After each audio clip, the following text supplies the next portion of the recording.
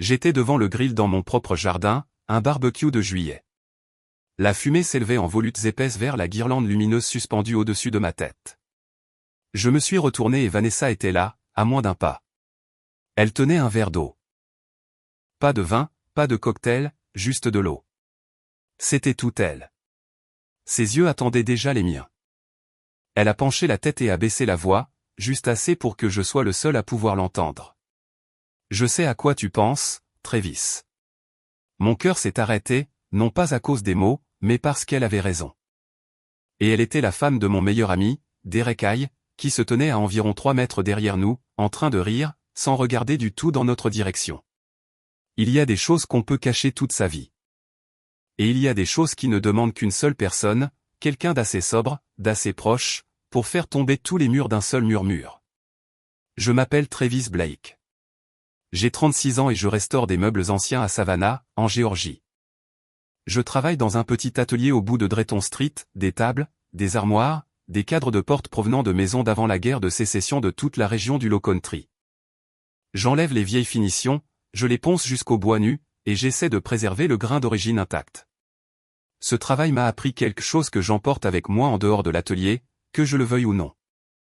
Si quelque chose vaut la peine d'être gardé, on ne le recouvre pas de peinture. On enlève chaque fausse couche jusqu'à trouver le vrai bois en dessous. Je vis seul dans une maison à 2 étages sur Abercorn Street que mes parents m'ont laissé. Un porche avec 2 rocking chairs, dont l'un n'est jamais occupé. Un jardin avec un chêne de Virginie si vieux que sa branche la plus basse touche presque le sol. J'ai divorcé de Monica 2 ans avant que tout cela ne commence. Pas d'enfant entre nous. 4 ans d'un mariage qui ne s'est pas terminé par une dispute. C'est juste devenu de plus en plus silencieux.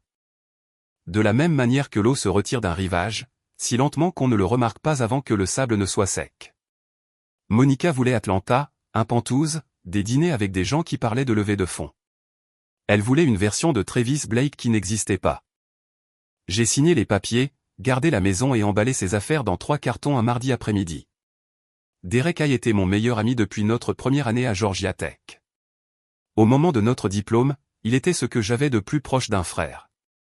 Il est devenu directeur régional des ventes pour une entreprise de dispositifs médicaux, voyageant 15 jours par mois. Derek a épousé Vanessa 3 ans avant le barbecue. J'étais son témoin. Je me souviens d'être debout à l'avant de cette église, de la regarder remonter l'allée, et de ressentir la chose la plus étrange que j'ai jamais ressentie. Pas de la jalousie, pas du regret, mais quelque chose de plus silencieux et de plus profond. Quelque chose que j'ai enterré à l'instant même où j'ai reconnu sa forme. Ma vie après le divorce avait un rythme. Je me réveillais à 5 heures, courais le long de Forsyth Park avant l'arrivée des touristes, puis je travaillais à l'atelier jusqu'en fin d'après-midi. Le soir, je cuisinais pour une personne, je mangeais sur le porche avec un roman calé contre la salière et je regardais la lumière s'éteindre dans le ciel. C'était une vie simple, pas une vie solitaire. Ou du moins, c'est ce que je n'arrêtais pas de me dire. Soir après soir, assis à côté de ce rocking chair vide. Vanessa est apparue aux confins de mon monde de la manière la plus naturelle qui soit. Elle était une voisine. Derek avait acheté une maison à 3 pâtés de maison de la mienne. Chaque fois qu'il voyageait, elle trouvait une raison de passer. Parfois avec un plat de lasagne, en disant qu'elle en avait trop fait. Parfois pour emprunter une clé à molette parce que quelque chose chez eux avait besoin d'être réparé. Parfois, elle restait juste à la clôture, à parler de tout et de rien pendant 15 minutes, puis rentrait chez elle. Je n'ai pas vu le schéma à l'époque, mais en racontant cette histoire maintenant, je sais exactement ce qu'elle faisait. Elle cherchait des raisons d'être près de moi. Avec le recul, les détails formaient leur propre langage silencieux. Chaque fois qu'elle venait, elle tenait un verre d'eau. Elle s'asseyait toujours sur la chaise en face de moi, jamais à côté de moi. Elle posait toujours des questions sur la pièce que je restaurais, et elle passait toujours le bout de ses doigts sur le bois brut, comme si elle lisait quelque chose de caché sous la surface. Un soir, Derek l'a appelée sur FaceTime alors qu'elle était assise sur mon porche. Elle s'est levée, est sortie du cadre de la caméra, et je l'ai entendue demander « Où es-tu » Elle a répondu « Je me promène, c'est tout. » Pas tout à fait un mensonge. Pas la vérité non plus.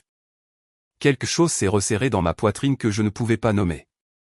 Elle m'a dit une fois « appuyé contre le cadre de la porte de l'atelier pendant que je ponçais un manteau de cheminée en chêne blanc, tu mets les choses à nu pour trouver ce qui est réel en dessous. Pourquoi ne fais-tu jamais ça avec toi-même? J'ai ri. Mais cette nuit-là, allongé dans mon lit, le ventilateur de plafond tournant lentement au-dessus de moi, je n'ai pas pu dormir. Derek était mon meilleur ami. Je n'aurais jamais rien fait pour le trahir. Mais il y a une distance entre ne rien faire et ne rien ressentir. Et je me tenais en plein milieu de cette distance, ne sachant pas de quel côté j'allais tomber. Tout a commencé avec la table. Vanessa m'a apporté une table de salle à manger ancienne en noyer que sa grand-mère leur avait offerte, à elle et à Derek, comme cadeau de mariage. Du noyer noir massif, probablement des années 1940. Des pieds tournés à la main, un plateau qui portait encore le fantôme de son vernis au tampon d'origine sous la crasse. Un pied avait été rongé par les termites et la finition était fissurée à 3 endroits à cause d'années de dommages causés par le soleil. Derek lui a dit de la jeter et d'acheter quelque chose de neuf. Vanessa l'a chargée dans sa voiture et l'a amenée à mon atelier. J'ai accepté le travail et, à partir de ce jour, elle a eu une excellente raison de passer 2 ou 3 fois par semaine, juste pour vérifier l'avancement. En y repensant maintenant, cette table était l'excuse la plus élégante que j'ai jamais rencontrée. Elle ne venait pas pour le noyer, elle venait pour moi. Mais à l'époque, je me suis convaincu qu'elle se souciait simplement d'un héritage familial. Je le croyais parce que j'avais besoin de le croire. Le croire était ce qui me permettait de garder la porte ouverte sans avoir à admettre, même à moi-même, pourquoi je voulais que cette porte reste ouverte en premier lieu. Et je voulais qu'elle soit ouverte. C'était la partie que je ne pouvais pas dire à voix haute. Un soir, je ponçais le pied endommagé jusqu'au bois nu, travaillant à la lumière de 2 lampes à pince parce que le néon du plafond avait de nouveau grillé. Vanessa était assise sur le vieux tabouret en bois près de l'entrée de l'atelier, tenant son verre d'eau. Toujours l'eau, toujours le verre transparent, toujours cette même présence silencieuse. Elle m'a demandé pourquoi Monica et moi nous étions séparés. Je n'ai pas esquivé la question. Je lui ai dit la vérité, comme je dis la plupart des vérités, simplement, sans fioriture. Elle voulait que je devienne quelqu'un de différent. Je ne pouvais pas devenir cette personne. C'est toute l'histoire. Vanessa est restée silencieuse un long moment. Le seul son était celui du papier de verre sous ma main.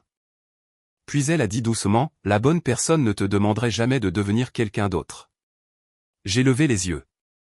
Ses yeux étaient déjà là, attendant les miens, exactement comme au barbecue. J'ai soutenu son regard pendant 1 seconde, peut-être 2. Puis j'ai baissé les yeux. Je baissais toujours les yeux en premier, à chaque fois, sans exception, parce que baisser les yeux était la seule chose qui se dressait entre moi et une vérité que je n'étais pas prêt à affronter. Les signes continuaient de s'accumuler, et je continuais de les balayer de côté comme de la sueur sur un établi. Vanessa savait que je buvais mon café noir, sans sucre. Elle a commencé à m'en apporter une tasse chaque samedi matin, la posant sur l'établi sans un mot, comme si c'était le rituel le plus naturel du monde. Elle a découvert ce que je lisais. Je ne le lui ai jamais dit. Elle a juste remarqué le dos du roman qui se trouvait sur le rebord de la fenêtre et a commencé à lire le même livre pour que nous ayons quelque chose à discuter. Elle savait que je détestais le bruit. Alors, chaque fois qu'elle visitait l'atelier, elle ne mettait jamais de musique, ne remplissait jamais le silence de bavardage. Elle restait juste assise sur ce tabouret. Parfois en lisant, parfois en me regardant travailler, parfois en étant simplement là, avec son verre d'eau et ses yeux silencieux. Sa présence silencieuse dans cet atelier poussiéreux, entouré de l'odeur d'huile de lin et de copeaux de noyer, me semblait plus une véritable compagnie que tout ce que Monica m'avait jamais offert en 4 ans. Je me disais que c'était de l'amitié. Mais la partie de moi qui ponçait du bois pour gagner sa vie, la partie qui savait à quoi ressemblait le vrai quand on enlevait la surface, savait mieux. Qui n'aurait pas remarqué? Moi. Je n'ai pas remarqué. Ou plus honnêtement, je ne me suis pas permis de remarquer, parce que remarquer aurait signifié admettre quelque chose que j'étais loin d'être prêt à admettre. Une nuit, un violent orage d'été a frappé Savannah. Pluie battante, tonnerre faisant trembler toutes les fenêtres, la moitié du quartier privé d'électricité. Vers 21h, Vanessa a frappé à ma porte d'entrée. Elle était trempée, les cheveux plaqués sur le visage, l'eau ruisselant de ses épaules. Derek était à Houston. Elle a dit que le tuyau sous l'évier de sa cuisine avait éclaté et que l'eau inondait son sol. J'ai attrapé mes outils et j'ai passé 2 heures sur le dos sous cet évier avec une clé et une lampe frontale. Quand j'ai eu fini, que l'eau a été coupée et le désordre nettoyé, je suis rentré chez moi sous la pluie. Elle m'a suivi, pas à l'intérieur, juste jusqu'au porche. Elle s'est tenue en haut des marches, la pluie tombant toujours à verse derrière elle, une légère vapeur s'élevant de ses épaules mouillées dans l'air chaud de la nuit. Et elle a dit, « Travis, je peux juste m'asseoir ici un petit moment ? Je ne veux pas retourner dans une maison vide. » J'ai hoché la tête. Je ne me faisais pas confiance pour en dire plus. Nous nous sommes assis dans les deux rocking chairs et avons écouté l'orage sans parler. Elle tenait son eau. Je tenais un bourbon. Elle a posé son verre sur la rampe du porche. J'ai posé le mien à côté. 2 verres côte à côte, séparés par exactement l'espace d'une main. J'ai mesuré cette distance avec mes yeux chaque nuit par la suite. L'espace d'une main, assez proche pour qu'il suffise d'un moment de faiblesse, d'un léger geste. Mais je n'ai pas tendu la main. Pas encore. Au fil des semaines qui ont suivi, Vanessa m'a parlé de son mariage par petits morceaux, avec précaution. Sans amertume, sans larmes, juste des faits énoncés d'une voix stable. De la façon dont on décrirait une maison où l'on a vécu autrefois et qui n'a jamais vraiment semblé être un foyer. Derek était un homme bien. Elle l'a dit et je l'ai cru. Mais Derek ne la voyait pas. Il voyait une épouse. Il voyait la personne qui gérait la maison, organisait les dîners, récupérait son nettoyage à sec, faisait tourner les choses pendant qu'il était sur la route. Mais il ne voyait pas Vanessa, la femme qui lisait de la poésie dans son bain, qui pleurait devant de vieux films, qui voulait quelqu'un avec qui s'asseoir en face et simplement être en silence. Sais-tu ce que ça fait d'être assis en face de quelqu'un chaque soir et qu'il ne se demande jamais une seule fois à quoi tu as pensé ce jour-là, m'a-t-elle dit un soir, sa voix à peine plus qu'un murmure. Je le savais, parce que Monica avait été pareille, mais je ne l'ai pas dit. J'ai juste hoché la tête. Certaines vérités sont trop lourdes à partager quand on les porte encore soi-même. Je me suis dit que j'avais besoin de distance. J'ai commencé à refuser les invitations de Vanessa. Semaine chargée à l'atelier. Je ne peux pas samedi. Mais chaque fois que je disais non, le reste de la journée me semblait vidé, comme une pièce dont tous les meubles auraient été poussés contre les murs. Et Vanessa n'insistait jamais. Elle envoyait juste un court SMS, « Comment avance la table ?» Pas de presse, je me demandais juste. Je savais qu'elle ne posait pas de questions sur la table. Je savais exactement ce qu'elle demandait, et je répondais à chaque fois, parce que ne pas répondre, c'était comme retenir ma respiration sous l'eau. Un après-midi à l'épicerie, j'étais au comptoir de la boucherie quand Vanessa est apparue du rayon des légumes. Elle est passée devant mon chariot sans s'arrêter, y a laissé tomber une botte de thym frais et a dit par-dessus son épaule, « Griller un steak sans thym, c'est du gâchis. » Puis elle a continué son chemin. Sans se retourner. Je suis resté là, tenant cette petite botte de thym pendant environ 10 secondes, et j'ai réalisé que je souriais. Un vrai sourire, du genre qui commence avant qu'on ne lui en donne la permission. C'était la première fois que je souriais seul dans une épicerie depuis le divorce. Une branche de thym frais dans un sac en papier brun. C'est tout ce qu'il a fallu pour me rappeler ce que ça faisait d'être remarqué par quelqu'un qui faisait attention. Elle n'a jamais dit « je t'aime bien ». Elle ne m'a jamais touché. Elle n'a jamais franchi la moindre ligne que quiconque aurait pu qualifier de déplacée. Mais elle a fait quelque chose de bien plus dangereux. Elle m'a fait me sentir vu. Elle a prêté attention à qui j'étais vraiment, pas à qui elle voulait que je sois. Et elle me l'a renvoyé de 100 manières silencieuses. J'ai fait semblant de ne pas le remarquer. Et quand on a passé des années à être invisible, des années à vivre avec quelqu'un qui ne vous a jamais demandé à quoi vous pensiez, être vraiment vu par une autre personne est plus dangereux que n'importe quel contact physique. Cela ne s'annonce pas. Cela s'installe tranquillement, comme l'eau qui trouve les fissures dans le vieux bois, jusqu'au jour où vous réalisez que c'est à l'intérieur des murs depuis le début. Monica est arrivée à Savannah un mercredi après-midi, sans prévenir. Elle a garé sa voiture de location juste devant ma maison, en est sortie avec des talons qui n'ont jamais été faits pour les trottoirs de Savannah, et a dit qu'elle devait me parler. Je l'ai laissée entrer parce que la repousser me semblait inutilement cruelle, et je n'ai jamais été doué pour la cruauté, même quand cela aurait été le choix le plus judicieux. Elle m'a dit qu'Atlanta n'avait pas fonctionné comme elle l'avait espéré. Le poste en entreprise était bien, l'appartement était bien, mais plus rien dans sa nouvelle vie ne lui semblait lui appartenir. Elle voulait essayer à nouveau. Elle a utilisé ces mots exacts, essayer à nouveau, comme si notre mariage était une recette qui avait juste besoin d'une température de four différente. Je lui ai dit non. Clairement, calmement, sans élever la voix, sans laisser de place à la négociation. Monica ne l'a pas accepté avec grâce. Elle n'a pas quitté Savannah. Elle a loué un Airbnb à 4 pâtés de maison de chez moi et a commencé à apparaître dans tous les endroits que je fréquentais, le café sur Bull Street, la quincaillerie sur Whitaker, le bar où je regardais parfois les matchs de Georgia Tech le samedi après-midi. Elle n'essayait pas de me reconquérir. Elle essayait de s'assurer que je ne pouvais pas oublier son existence. Elle voulait être une présence dans ma vie, que je l'y invite ou non. Le moment qui a tout changé est arrivé un jeudi. Monica est entrée dans mon atelier sans frapper. Elle avait toujours fait ça, même pendant notre mariage, ne frappant jamais, entrant simplement comme si chaque pièce où elle entrait lui appartenait automatiquement. Elle a trouvé Vanessa assise sur le tabouret près de la porte, un livre dans une main et un verre d'eau dans l'autre, pendant que je travaillais sur la table ennoyée à 1 mètre de là. Il n'y avait rien de mal dans cette scène, rien de secret, rien d'inapproprié, rien que quiconque aurait pu photographier et qualifier de preuve. Mais Monica était observatrice de la manière dont certaines personnes le sont, non par curiosité sincère, mais par stratégie. Elle a remarqué la façon dont je tournais tout mon corps vers Vanessa quand elle parlait, pas seulement ma tête. Elle a remarqué comment ma voix baissait d'un demi-ton quand je lui répondais. Elle a remarqué les 2 tasses posées côte à côte sur l'étagère au-dessus de l'établi, une tasse à café noir, un verre d'eau transparent, assortis comme s'ils avaient toujours appartenu à cet endroit. Monica n'a pas dit un seul mot à ce sujet sur le moment. Elle m'a regardé, a regardé Vanessa et a souri. Je connaissais ce sourire. Je l'avais vu de nombreuses fois pendant notre mariage, généralement juste avant que quelque chose dans notre vie commune ne se brise. C'était le sourire d'une personne qui venait de trouver une arme et qui décidait déjà où la pointeur. Monica a appelé Derek. Je ne connais pas les mots exacts qu'elle a utilisés. Je ne peux que reconstituer ce qui s'est passé à partir des décombres qui ont suivi. Le lendemain matin, Derek m'a appelé et sa voix était froide d'une manière que je n'avais jamais entendue de sa part en 15 ans d'amitié. « Travis, est-ce que Vanessa a passé beaucoup de temps chez toi ?»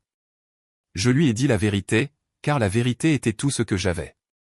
Elle passe à l'atelier pour voir la table. On discute pendant que je travaille. Rien n'a jamais dépassé les bornes. Derek est resté silencieux, un long silence lourd de sens qui en disait plus que n'importe quelle phrase. Puis il a dit seulement 3 mots. Monica dit le contraire. Je lui ai demandé ce que cela signifiait. Il n'a pas répondu. Il a raccroché et, dans le silence de mort de cet appel terminé, 15 ans de fraternité se sont tout simplement évaporés. Après cet appel, Derek a changé. Il a commencé à rentrer plus souvent, écourtant ses voyages, réorganisant son emploi du temps. Mais pas parce que Vanessa lui manquait. Parce qu'il la surveillait. Il a cessé de m'appeler. A cessé de passer à l'atelier. N'a pas répondu à mes SMS. 15 ans d'amitié, de road trips, de matchs de football, d'appels à 3 heures du matin quand la vie devenait lourde. Et un seul appel de mon ex-femme a effacé tout cela en un après-midi. Monica n'avait pas menti à Derek. C'était la partie la plus cruelle. Elle avait simplement pris la vérité et l'avait transformée en arme, réarrangeant les faits innocents jusqu'à ce qu'ils forment une silhouette qui ressemblait exactement à une trahison. Derek a confronté Vanessa. Elle m'en a parlé au téléphone quelques jours plus tard. Sa voix était plate et contrôlée. Pas de larmes, pas de tremblements, juste le ton stable de quelqu'un qui rapporte les dégâts après une tempête. Il m'a demandé si j'étais amoureuse de toi. J'ai dit non. Elle a fait une longue pause. Mais je ne sais plus si c'était la vérité ou un mensonge, Travis. Je n'ai rien dit. J'ai tenu le téléphone contre mon oreille dans ma cuisine sombre et n'ai absolument rien dit pendant un long moment. C'était la première fois qu'elle utilisait le mot « amour », même enveloppé dans une négation, même entouré d'incertitude. Et cela m'a frappé plus fort que n'importe quelle déclaration de sentiment aurait pu le faire. Je suis allé trouver Monica, non pour me battre, non pour crier. Je l'ai trouvée à l'Airbnb, assise sur le porche avec un verre de vin blanc, et je lui ai posé une seule question. Pourquoi ? Elle a pris une gorgée délibérée avant de répondre. Parce que si je ne suis pas heureuse, pourquoi aurais-tu le droit de l'être ? Tu m'as quitté. Tu as gardé la maison. Tu as gardé l'atelier.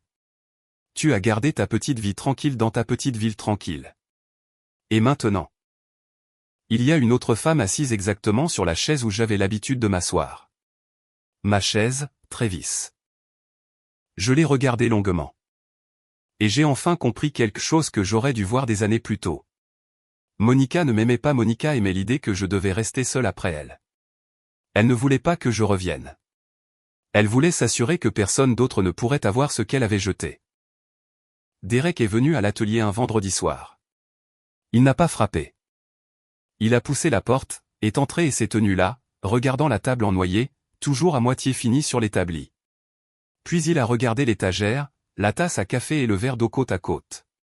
Puis il m'a regardé. Tu as des sentiments pour ma femme. Ce n'était pas une question. Je n'ai pas nié. J'ai dit, je ne l'ai jamais touchée. Je n'ai jamais dit un mot que je n'aurais pas dû dire. Mais si tu me demandes si je la vois vraiment, alors oui, je la vois. Et c'est quelque chose que je ne peux pas contrôler. Derek m'a frappé. Un coup de poing net et dur à la mâchoire. J'ai senti le goût du sang avant que la douleur n'arrive. Je n'ai pas riposté. Il est resté là, respirant fort pendant 3 secondes, puis s'est retourné et est parti sans un autre mot. Je suis resté dans l'atelier, le sang coulant lentement du coin de ma bouche, fixant la table en noyer inachevé, et j'ai compris que certains combats n'ont pas de vainqueur. Les deux camps ne font que perdre. Vanessa m'a envoyé un seul SMS cette nuit-là. 2 mots, je suis désolé. J'ai fixé l'écran pendant 10 minutes. Je n'ai pas répondu. Non pas parce que j'étais en colère, mais parce que chaque mot que je pouvais penser à taper était une confession. Et je n'étais pas prêt à me confesser. Ni à elle, ni à moi-même, ni à personne. Derek n'avait pas tort de me frapper. Je n'avais pas tort de rester immobile et d'encaisser. Il y a des combats où les 2 personnes perdent, et c'en était un. Je suis devenu invisible après ça. Pas de Vanessa, pas de Derek, pas de Monica. Je ne répondais pas aux appels, ni aux SMS. Je travaillais 12 heures par jour à l'atelier, seul avec le papier de verre, l'huile de lin et la lourdeur de l'été géorgien pesant contre les fenêtres. 3 semaines de rien d'autre que le son de mes propres mains sur le bois, le ventilateur de plafond tournant au-dessus de ma tête et le camion occasionnel passant sur Drayton Street. J'ai fini la table en noyer dans ce silence, non pas parce que j'avais une date limite, mais parce que travailler sur sa table était le seul moyen d'être près d'elle sans être près d'elle. J'ai poncé chaque surface jusqu'au bois nu. Réparé chaque jointure affaiblie. Reconstruit le pied endommagé par les termites avec un morceau de noyer de récupération que je gardais à l'arrière de l'atelier depuis 2 ans.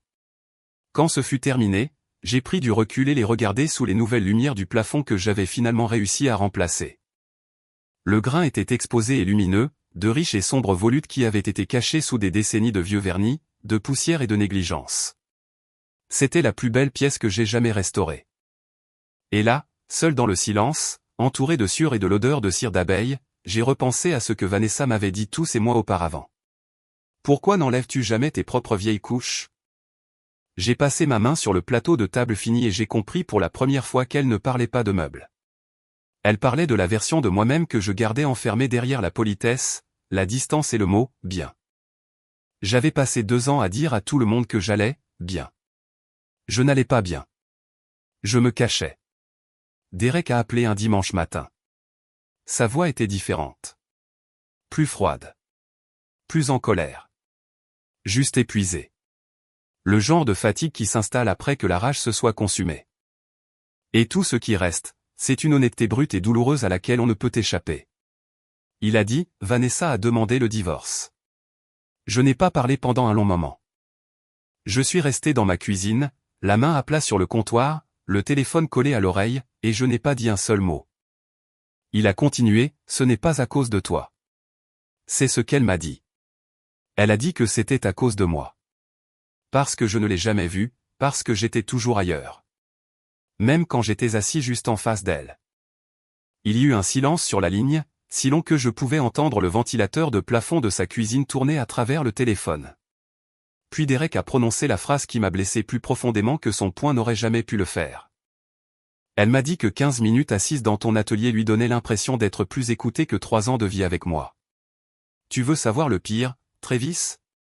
Je la crois. Je crois chaque mot. J'ai fermé les yeux quand il a dit ça.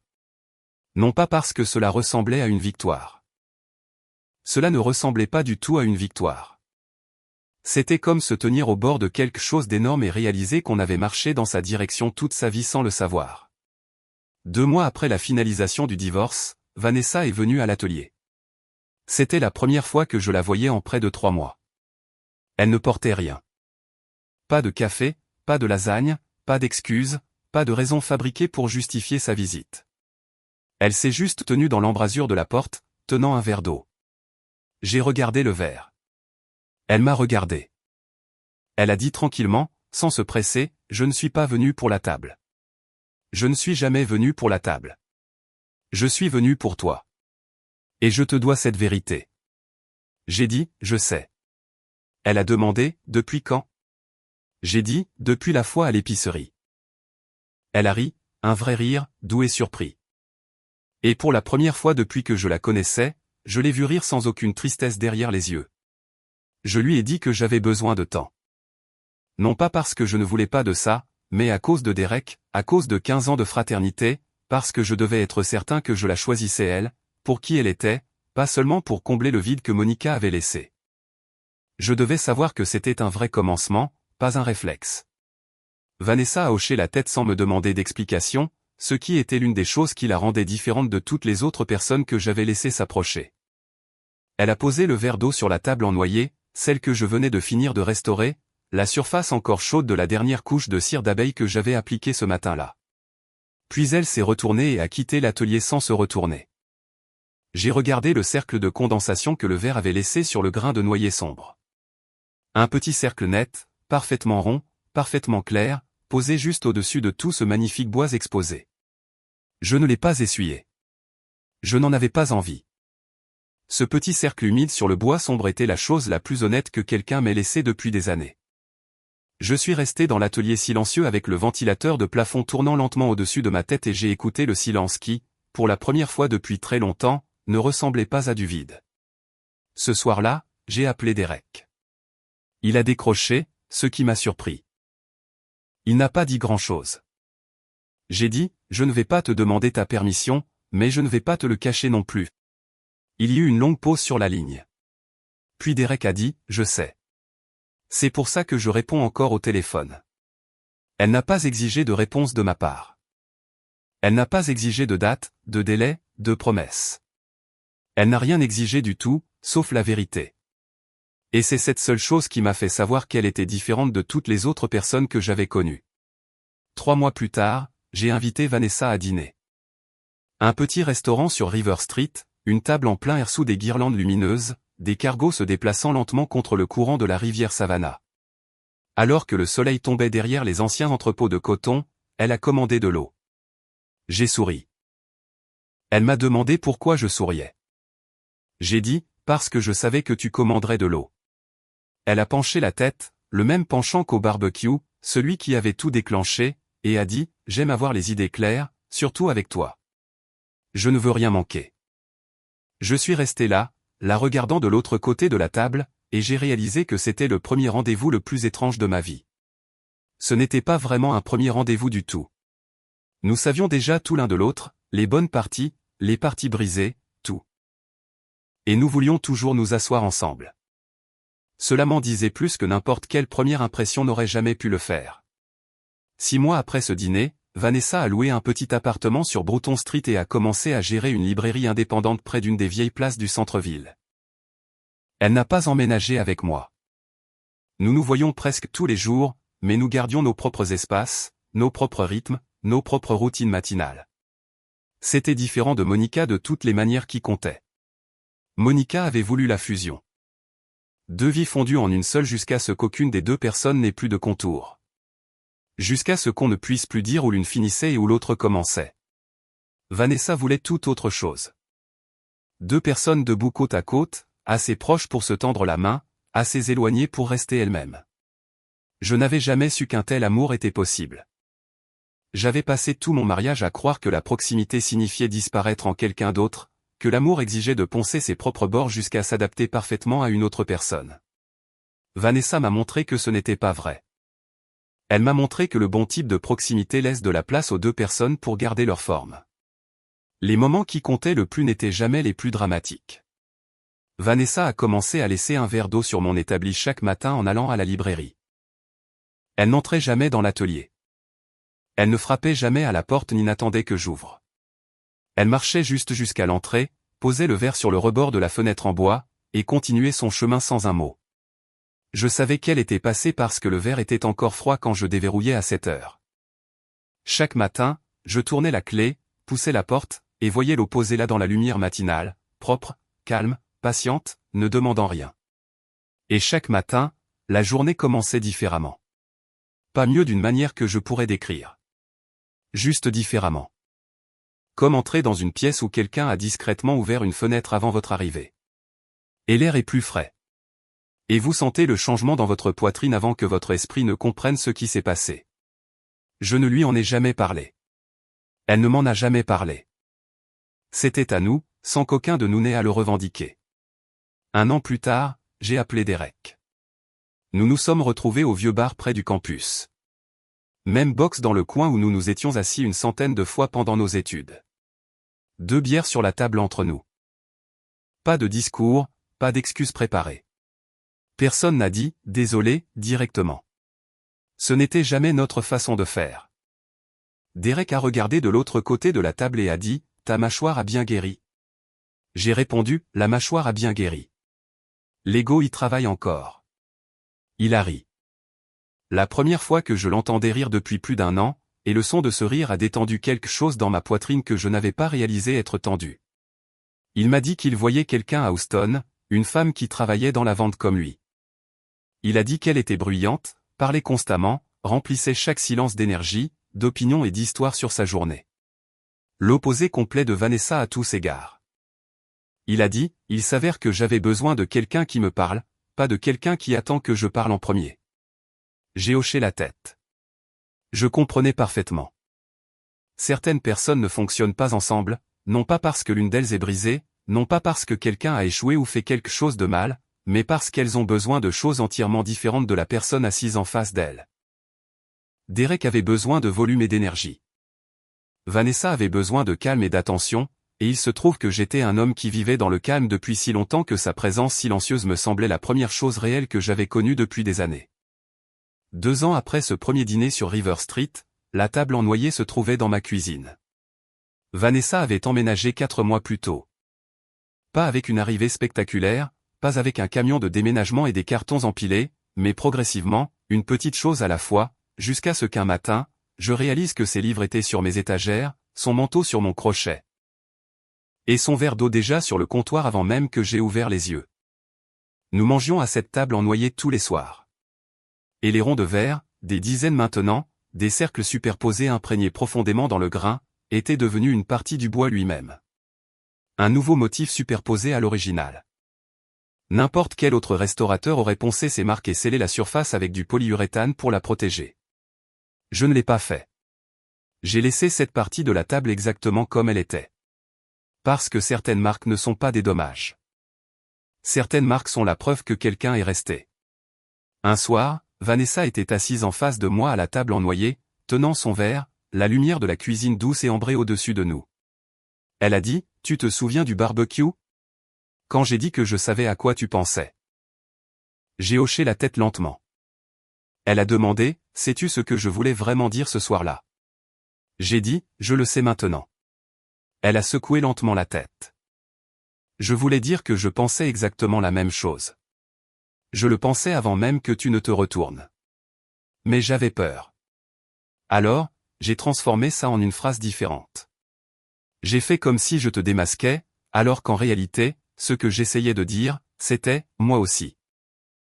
J'ai posé ma main à plat sur la table. Elle a posé le verre.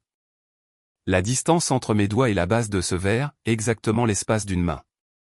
La même distance que celle entre les 2 verres sur la rampe du Porsche la nuit où il avait plu, 2 ans auparavant. Mais cette fois, je n'ai pas détourné le regard. L'amour n'est pas toujours un coup de foudre.